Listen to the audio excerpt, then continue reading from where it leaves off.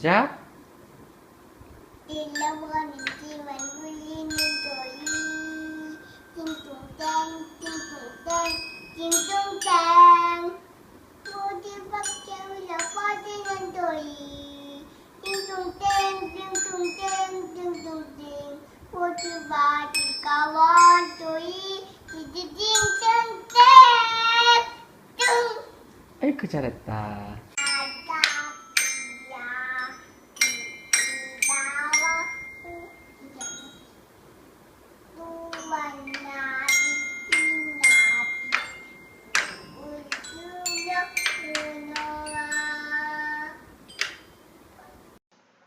안녕하십니까. 인도 현지에서 여러분에게 성경을 읽어드리고 있는 백환승 목사입니다. 한 주간 잘 지내셨습니까? 저도 잘 지내고 있습니다. 한국은 미세먼지로 여러 가지로 외출을 자제하라고 하거나 뭐 그런 경우가 많이 있는 것 같습니다. 미세먼지 때문에 마스크를 쓴다든가 요즘은 계절이 바뀔 때마다 여러 가지로 좀 신경 써야 할 것들이 되게 많이 있는 것 같습니다. 인도도 그냥 먼지가 엄청 많습니다. 네. 이게 네, 지난번에 한번 말씀드렸지만 샤시가 이게 나무 샤시인데요. 어떻게 된 건지 참 알 수 없지만 그렇게 모래가 들어와서 네, 매일 책상에 이렇게 모래가 이렇게 들어앉아 있습니다. 이렇게 마우스를 컴퓨터 쓰는 이제 마우스를 쓰는데 이제 마우스를 이렇게 돌릴 때 꺼끌꺼끌하는 소리가 나서 부지런하게 살라고 하는 것 같습니다. 부지런하게 살려고 부지런히 살아야죠. 그렇고요. 날씨가 뭐 연일 폭염으로 아주 이것이 진짜 인도? 약간 이런 느낌으로 인도를 경험하며 살고 있습니다. 이게 처음에 갑자기 43도 이렇게 올라갔을 때는 43도도 할만하구나 생각했는데 그게 다르더라고요. 이게 땅이 계속해서 달궈져 있는 상태에서 42도, 43도가 계속되니까 그냥 초반에 느꼈던 42도, 43도와는 다른 약간 압력밥솥에서 살고 있는 그런 기분이 있습니다. 그래도 에어컨도 있고 얼마나 감사한지 모릅니다. 물론 지금 녹음하고 있는 이 방에는 에어컨이 없습니다. 제가 안쪽에서 이제 사무 보는 방이 이 집에서 가장 더운 방이어서 에어컨 놓기를 포기했고요. 그냥 팬을 돌리고 옆방에서 돌리는 에어컨의 그 냉기를 받아 쓰려고 하고 있습니다. 아무튼 진짜 인도를 좀 경험하고 있고요. 이렇게 밖에 나갈 때마다 먼지를 옴팡옴팡 뒤집어 씁니다. 바람이 불면 진짜 이게 인도는 아직 비포장인 곳이 많이 있어서요. 바람이 불 때 엄청나게 많이 모래가 날립니다. 그래서 아무튼 이제 건강하게 살려면 좀 부지런하고 이렇게 열심히 살아야 하는 게 아닌가 하는 그런 생각을 하고 있습니다. 지난주에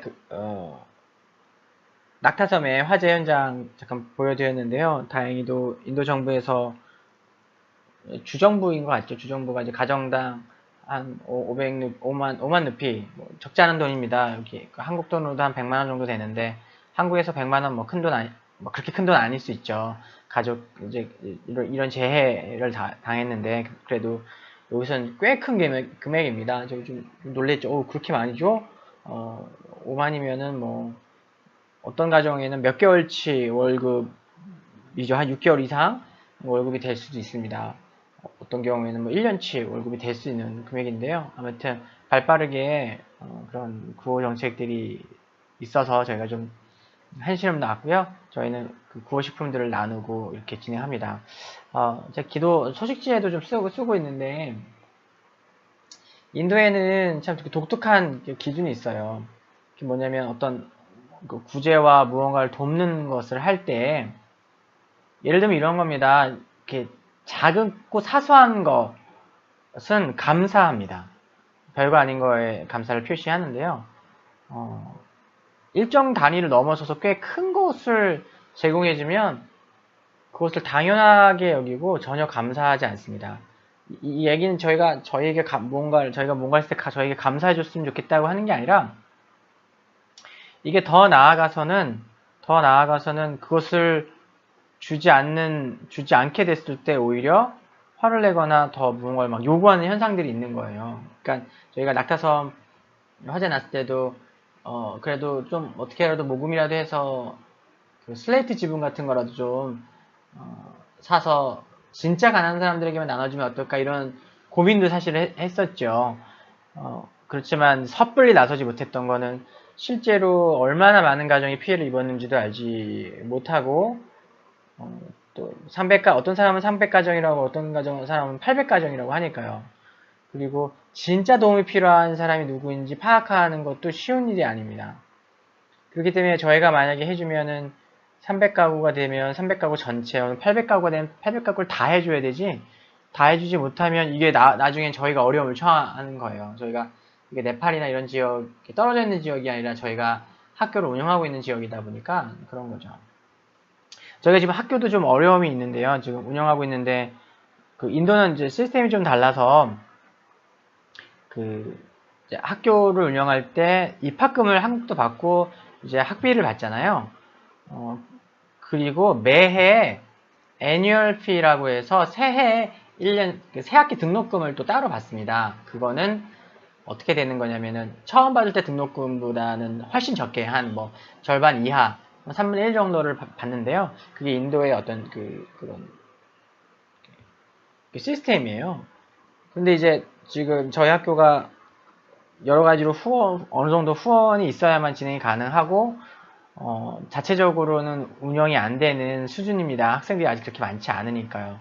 근데 이제 1년 예산도 짜고 어떻게 재정들을 짜면서 애니얼피 들어올 걸 계산하고 진행을 하는데, 이게 지금 학부형들이 애니얼피를 내지 않겠다고 버티는 거예요. 그 이유는 너희들이 돈 많은 외국인들이 뭐하러 이런 애니얼피까지 받냐, 받지 말아라 하고자 이렇게 하는 거죠. 지금 사실은 이제 그 학교 건물 짓고 태양열 이런 거 저런 거 보태고 하는 데만 해도 사실은 적자가 나 있고, 학교 운영도 이것저것 해서 이렇게 후원금 들어오는 걸로 사실은 등록금도 있지만 등록금은 아직은 좀 많이 부족하고, 한 1년이나 한 2년 정도는 지나야 가능한, 학생들이 한 200명 이상은 돼야 자체적으로 학교를 운영할 수 있는 수준이 되는데, 외국인들이 무조건 돈이 많고, 돈이 많기 때문에 무조건 공짜로 공부를 시켜줘야 한다라는 그런 이제 요구들이 있어요.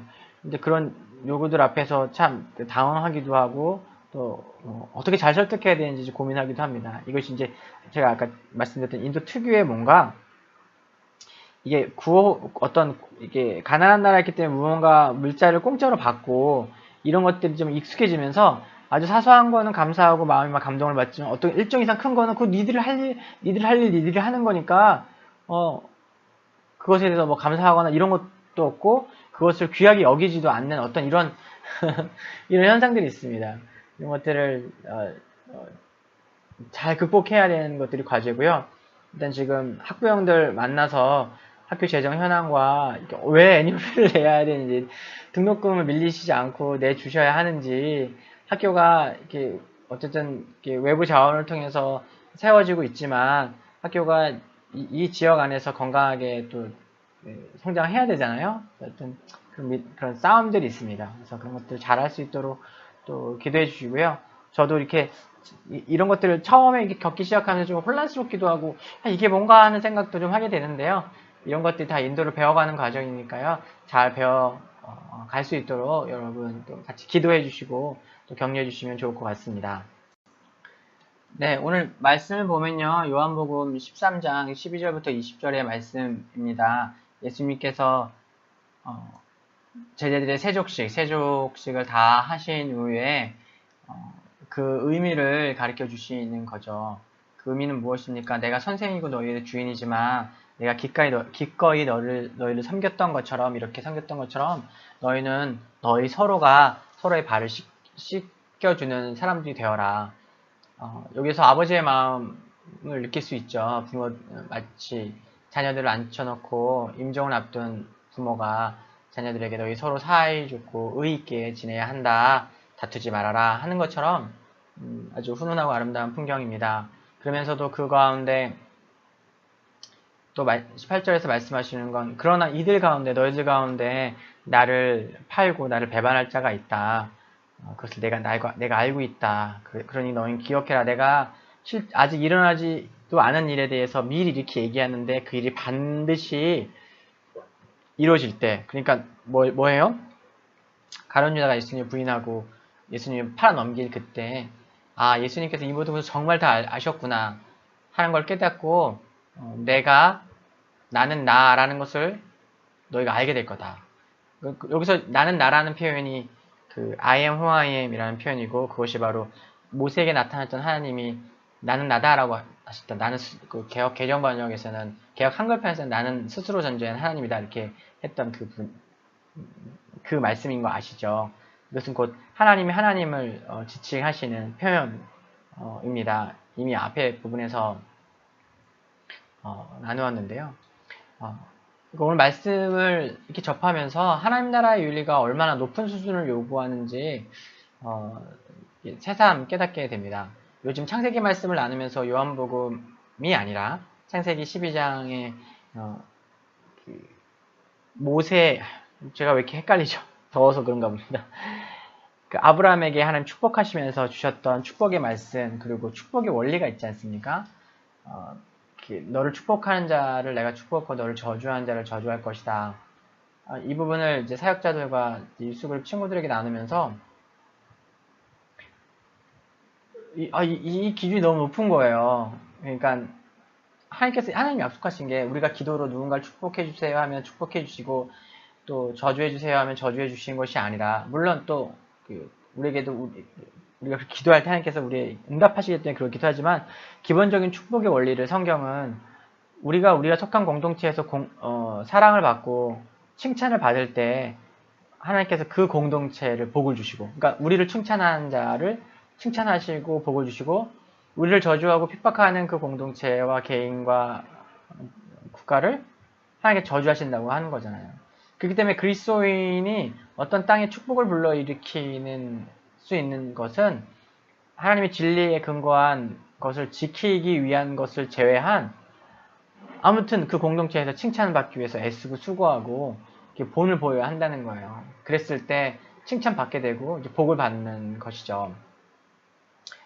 저도 이 말씀을 이렇게 묵상하면서 이렇게 가르치면서 제가 부딪혔던 것 같아요. 야, 이게 얼마나 어려운 건가. 저희가 저희가 있는 이런 선교지 같은 데는 일종의 의도하든 의도하지 않든 어떤 계급 관계가 형성이 됩니다. 그 계급 관계가 아니다, 사랑의 교제다라고 이야기할 수도 있겠지만 실제적으로는 계급 관계인 거예요. 그건 뭐냐면 선교사가 있고, 또 선교사가 사역을 하기 위해서 고용한 현지인들이 있고, 그 현지인은 기독교인일 수도 있고 아닐 수도 있습니다. 그리고 또 그 선교사가 훈련시키고 후원하고 지원하는 현지 사역자와 그 지원을 받는 사람들이 있습니다. 여기 안에는 암묵적인 계급관계가 형성이 될 수밖에 없습니다. 아무리 사랑으로 섬기고 하더라도 결국은 재정과 어떤 가르침의 통로가 되는 선교사들이 우위에 서 있게 되어 있죠. 그런 관계 가운데 내가 정말로 축복이 되기 위한 것은 어떤 것일까? 재정을 끌어오고 또 좋은 가르침을 주는 걸 수도 있겠죠.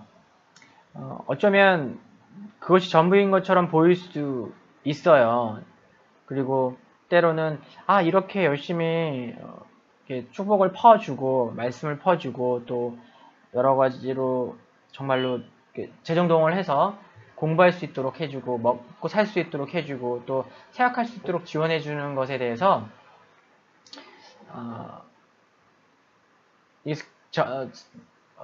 스스로 안에 겸손한 마음이 아니라 뭔가 이렇게 높아진 마음을 가질 때도 있고, 또 뭔가 이제 사역자들이나 우리가 고용한 사람들이 사실은 이제 돈을 떼어 먹는다던가 너무 어처구니 없이 이렇게 말을 듣지 않는다거나 이런 상황들이 사실은 생기지 않습니까? 한국과 이제 교육 수준과 이런 것들이 다르기 때문에 제가 전에도 몇 번 말씀드렸지만 기본을 생각할 수 있는 어떤 기본이라는 그것이 좀 다를 때가 좀 많이 있어요. 답답해하면서 이것도 못해 저것도 못해 하면서 이렇게 우리들끼리 또 쉽게 얘기할 때도 있죠. 근데 이제 말씀을 나누면서 그 생각이 드는 거예요. 아, 내가 뭐 주로 선생님, 정 선생님이 더 많이 하시지만 재정을 흘려보내고 또 고용을 하고 또 말씀을 가르치고 또 후원을 하는 이런 것들이 축복인 줄 알았는데 내가 진정으로 축복이 되려면 내가 고용한 현지인들과 내가 후원하고 있는 현지 사역자들에게 칭찬을 받을 수 있어야 하는 거구나 라는 부딪힘이 있었습니다. 이게 참 높은 기준이잖아요. 정말 그렇습니다.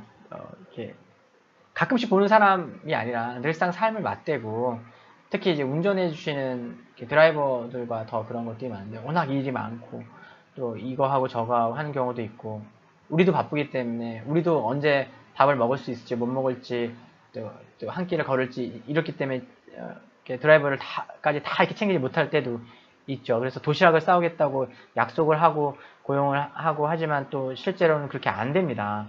또 다 챙겨줘야 되고 하죠. 근데 또 그렇게 못할 때가 있잖아요. 그런 실제적인 관계 가운데서 내가 진짜로 그들에게 복을 끼치고 그들에게 축복이 되려면 하여튼 그런 관계 가운데서 내가 그들에게 칭찬받을 수 있어야 되는 거예요. 인정을 받을 수 있어야 하는 거예요. 내가 리스펙, 어떤 존중을 받기 위한 것이 아니라 내가 이 땅에 온 이유가 그거니까 내가 뭐 가르치면 성경을 가르쳐주고 조직을 가르치고 뭐 후원금을 끌어온다고 그것이 축복이 되는 것이 아니라 내가 그런 관계 가운데서 그들에게 진심으로 축복을 받을 수 있고 칭찬을 받을 수 있고 인정을 받을 수 있을 때 그래서 칭찬을 받을 때 그것이 그들에게 복이 된다는 거죠.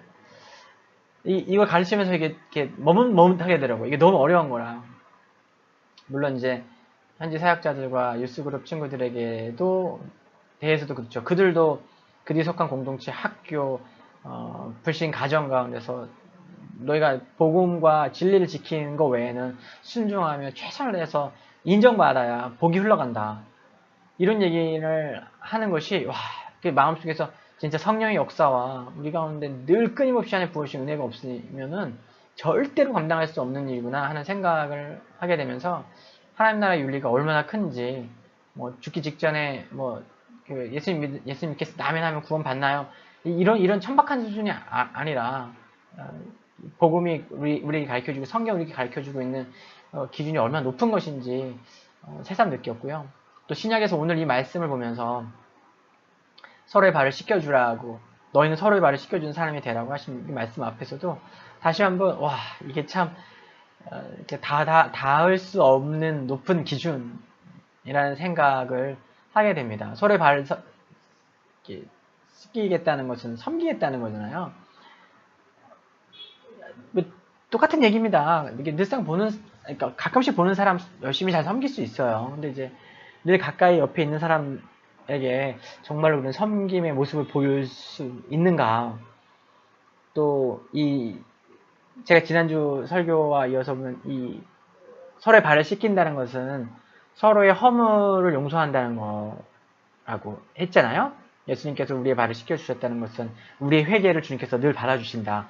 우리가 예수 그리스도를 믿음으로 구원 받았지만 이 땅을 살아가기 때문에 샌들을 신고 비포정도를 걷는 것이 이 땅에서의 우리의 삶이기 때문에 우리가 발이 더러워지죠. 일상 가운데 우리가 원하든 원치 않든 죄가 쌓이게 되어 있는데 그것을 예수님께 앞에 회개할 때 죄가 씻겨져 나간다. 그래서 몸을 다 씻은 사람은 다시 몸을 씻을 필요는 없지만 이 땅을 살아가기 때문에 발을 씻어야 된다. 회개해야 된다라는 말씀이었고 예수님이 우리의 발을 씻어주셨다는 건 우리를 용서해 주셨다는 것, 우리의 회개를 주께서 받아주셨다는 건데 그것이 예수님 수준에서는 그렇고 우리의 수준에서 우리가 서로의 발을 씻겨준다는 것은 섬기겠다라는 의미와 함께 더 구체적인 의미로는 용서하게 하고 받아들이고 이해하고 덮어주겠다는 거예요. 그냥 말씀을 읽다 보면 어느덧 그 말씀이 나를 읽는 지경에 이르게 되죠. 그럴 때 부끄럽고 연약한 자신의 모습을 보게 됩니다. 이 말씀을 이 하나님 나라의 기준을 내 마음에 비춰봤을 때 나는 얼마나 다른 사람의 발을 잘 씻어주는 사람인가. 한 달, 두 달, 석 달 막 내가 섬기는 모습 보여줄 수 있겠지만 계속되는 늘상, 일상, 그것이 일상이 되었을 때 내가 얼마나 그렇게 잘할 수 있는가. 그리고 또 그렇지 않습니까? 이게 또 있다 보면 또 마음에 상처도 받고 막 마음 어려운 상황도 생기고 또 그 모멸감 같은 것도 들고 말하기는 치사한데 이렇게 잠이 안 오는 뭐 그런 거 있지 않습니까? 그런 것들이 우리 삶 가운데 얼마든지 생길 수가 있어요. 그것이 이 땅의 삶이니까요. 그런 것들을 보면서 내 마음을 비춰보면서 나는 과연 이렇게 얼마나 이것에 대해서 자유로울 수 있나 하는 좀 생각을 했습니다. 이번 이제 비자 문제가 잘 해결되면 5월에 이제 5월 중순에 이제 한국을 들어가는데 마치 제 마음속에서 하나님이 저에게 그렇게 발을 씻어주라고 하시는 것 같았어요. 그래서 내가 제 안에는 저는 좀 약간 그런 사람이에요. 약간 일본 사람 비슷한 걸 수도 있는데 약간 뭔가 좀 어려움이 있거나 그런 상황이 그런 관계 안에 그런 게 있을 때 기분 좋은 거리를 유지한다라는 그런 자기 합리화를 잘해요. 물론 그게 정말 필요할 때 있어요. 늘 이렇게 막 직면할 필요는 없잖아요. 어떨 때는 이제 기분 좋은 거리를 두고 시간을 통해서 해결해야 되는 것이 있는데 저는 그걸 약간 좀 남용하는 경우가 있습니다. 기분 좋은 거리를 두자라고 생각하지만 사실은 마음속에서 됐어, 너는 내 인생에서 끝났어, 너와 나 사이에 더 이상의 관계는 없어 라고 하면서 표면적으로 관계하는 거예요. 제가 그 관계 안에서 그런 그런 연약함이 있습니다.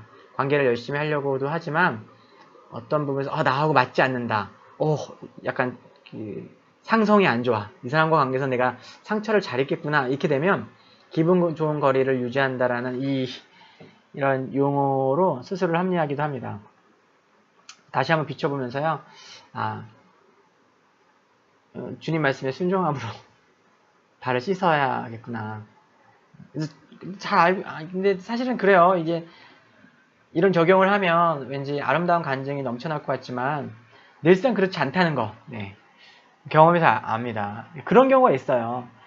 이제 DTS 끝나고 이렇게 DTS 동안에 오랫동안 관계 가운데 얽혔던 것들 다 회개하고 사람들 막 생각나면서 다 내가 찾아가면서 다 미안하다 그랬거든요. DTS 끝나고 20대 초반에 막 그러면서 막 오히려 막 제가 그렇게 고백하니까 상대방이 아니요 내가 미안해요 막 이러면서 막 아름다운 간증거리가 될 만한 그런 형 내가 어렸어요, 내가 철이 없었어요 막 이런 경우도 있죠. 그런데 그런 게 아니고 오히려 더 마음 막 어려워지고 더 모호해지고 왜 그래? 이상하네 이러는 거 있잖아요.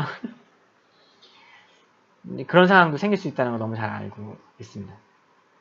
하지만 그럼에도 불구하고 어떤 짠한 감동과 어떤 아름다운 드라마가 쓰여질 거라는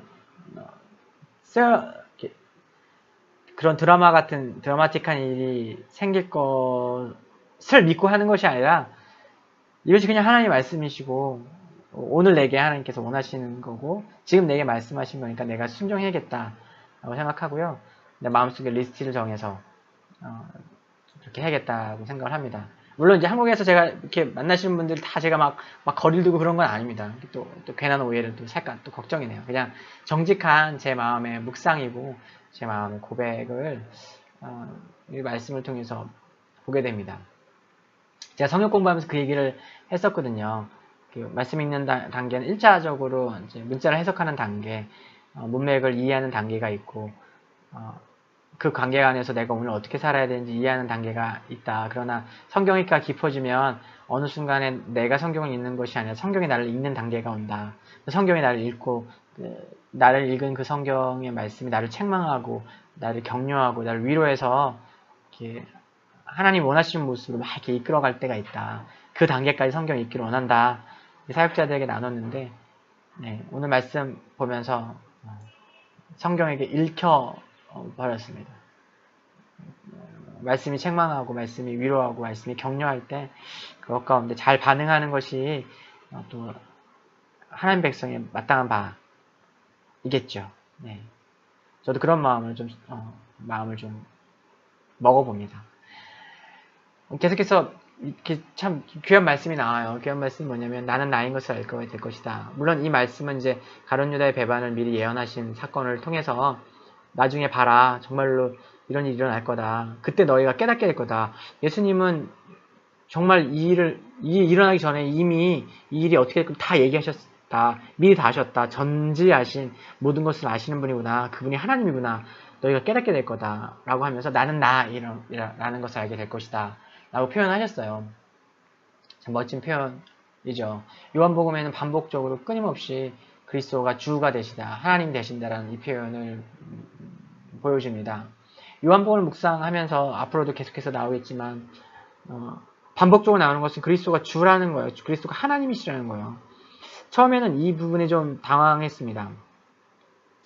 이미 알고 있었지만 이렇게까지 계속해서 이야기할지 이렇게까지 반복할지는 몰랐거든요. 사실 요한복음 전체가 그리스도가 창조주 하나님 바로 하나님이시다라는 그 창조주시고 구속주이시고 하나님이시라는 사실을 끊임없이 반복적으로 구약의 예를 들어가면서 구약의 사건의 원형이 되신 것을 드러내면서 끊임없이 하는 것이 그리스도가 주와 하나님 되신다라는 거예요.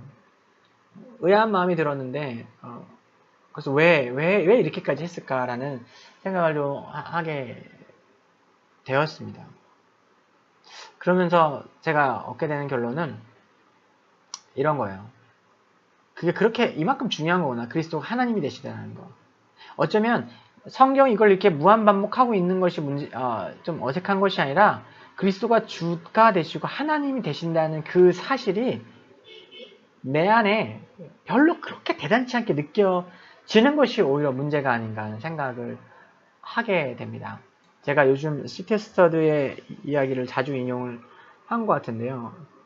그의 말처럼 만약 그리스도께서 정말 하나님이시고 그분이 나를 위해 죽으신 것이 맞다면 그분을 위한 나의 어떤 헌신도 지나칠 수 없다고 했잖아요. 그게 뭐냐면 그리스도가 주시다, 그리스도께서 하나님이시라는 이 진리에 제대로 부딪힌 사람의 고백인 거죠. 그것이 얼마나 큰 고백이고 그것이 얼마나 놀라운 고백이고 그것이 얼마나 경이로운 고백이고 그것이 사실일 때 우리의 삶은 송두리째 존재의 근원에서부터 달라질 수밖에 없는 거죠. 그렇기 때문에 그리스도가 주다, 그리스도가 하나님이 되신다, 그리스도가 창조주가 되신다, 구원자가 되신다는 사실은 아무리 반복하고 반복해도 지나치지 않고 지겨울 수 없다는 거죠. 예전에 한국이 월드컵 4강에 올라갔을 때 2002년도에 올라갔을 때랑 몇 년도입니까? 제 연도는 기억나지 않지만 월드 베이스볼 클래식에서 우승을 했어요. 그때 하여튼 월드컵 4강도 그렇고 월드 베이스볼 클래식도 요즘도 나올 거예요. 아무튼 TV만 틀면 계속 그게 나왔던 거예요. 4강에서 뭐 안정환 선수가 역전골을 넣었는 장면이든 뭐 이런 그런 어떤 온 국민을 환호하게 했던 장면들 있잖아요. 그 승리와 경의의 그 장면. 아무도 와 그렇게까지 할 줄 몰랐는데 4강까지 올라갈 줄 몰랐는데 우승까지 할 줄 몰랐는데 막 이런 게 나올 때 반복해서 보고 막 지겨울 때까지 보고 그래도 근데 봐도 또 좋은 게 또 그런 장면이더라고요. 요한복음이 그런 게 아닌가 하는 생각을 하게 되었습니다. 그리스도가 하나님이 되시다는 이 사실은 너무나 중요한 거예요. 하나님께서는 우리가 그 진리에 부딪히기를 정말 원하시는 거예요. 비껴가길 원하지 않으시고 스쳐가길 원하시지 않고 정면을 부딪혀서 그리스도가 주와 하나님이 되셨다. 구원자가 되셨다. 라는 이 사실 앞에, 이 진리 앞에 서기를 원하시는 거죠. 더 이상 말씀이 반복하는 것을 의아하게 여기는 것이 아니라 반복되는 진리의 마음이 묻어주는 사실에 스스로에 대해서 의아함을 가지고 하나님을 다시 한번 바라보는 것. 그래서 내 삶을 다시 한번 송두리째 그분의 영광과 그분의 기쁨과 그분의 선하신 뜻이 이루어지는 것을 위해 기꺼이 드릴 수 있게 되는 것. 그런 마음을 좀 가져보게 됩니다. 이것을 묵상하면서 그리스도가 하나님이 되셨다는 것, 그분이 나를 위해 죽으셨다는 이 사실에 저도 어느 정도 비껴나 있고 스쳐가 있지 않았나 하는 생각을 하고 다시 한번 이 진리에 정면으로 부딪혀 봅니다. 내가 드린 어떤 헌신도, 내가 소비한 그 주를 위해 소비한 그 어떤 것도 지나치지 않고 오히려 부족할 뿐이라는 것. 더운 날씨, 투정을 한 건 아닌데 계속해서 이야기를 하면서 정말 이게 보통 일이 아니구나, 이게 인디아구나, 계속해서 어떤 믿는 사람들이나 어떤 사역자들이나 실수할 때, 뭐 이렇게 뭔가 마음에 차지 않게 행동할 때, 혹은 이제 우리가 고용한 사람들이 거짓말하고 뭐 약간 이제 우리를 속이고 막 그럴 때, 현지 업체들, 뭐 솔라 에너지 업체들이 거짓말로 속여서 고장난 거 보내주고 뭐 이랬을 때 좀 지치기도 하고 또 화가 나기도 하고 하지만,